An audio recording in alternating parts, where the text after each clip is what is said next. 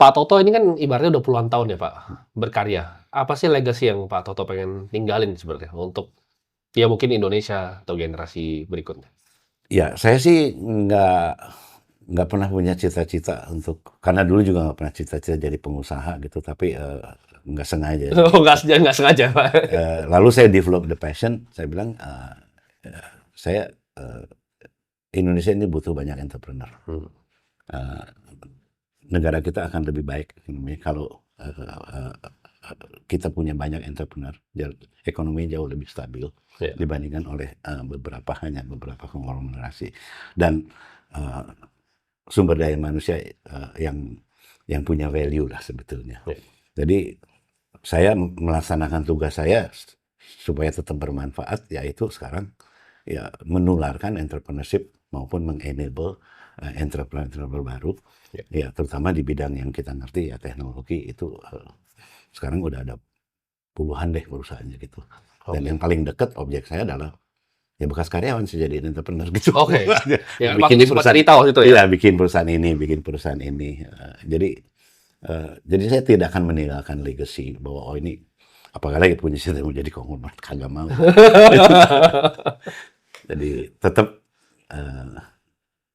lebih selama masih sehat ya bisa bermanfaat lah untuk generasi selanjutnya gitu. Jadi Pak Toto pengen lebih banyak entrepreneur ya? Ya. Mungkin pertanyaan terakhir dari saya Pak, karena saya tuh waktu pertama kali jadi entrepreneur, saya terinspirasi buku almarhum Lim Sulyo. Jadi saya baca buku itu mungkin biografinya tuh ulang-ulang berkali-kali dan saya terinspirasi dengan grup dari family-nya juga yang mereka bisa kuasai luar biasa dari tepungnya, roti yang saya makan, Indomie yang saya makan setiap hari di kantor siang-siang. Itu apa aja yang Pak Toto pelajarin ibaratnya dari grup Salim sampai apa prinsip-prinsip yang mereka punya dalam running prudent business practices ini? Saya hanya yang saya observe adalah juga konsisten. Apalagi dengan di Salim Group Pak Antoni Salim, dia selalu juga mulai dengan empati gitu.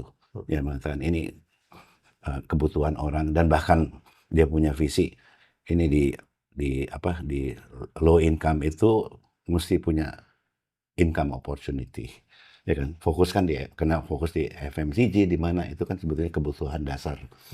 Orang kalau nggak makan ya gimana mau pinter gitu ya sebetulnya. Nah juga ke arah sana. Karena itu mereka berhasil sebetulnya kalau saya lihat. Karena dasarnya dari ingin melayani sekian puluh juta, ratus juta orang.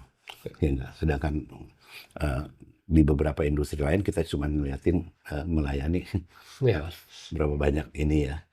Nah, memang challenging gitu. Tapi juga saya salut melihat apa yang di-achieve oleh Indofood dari dulu nggak ada apa-apanya gitu ya. Ya kalau kita bayangkan Salim kan runtuh waktu krisis gitu ya.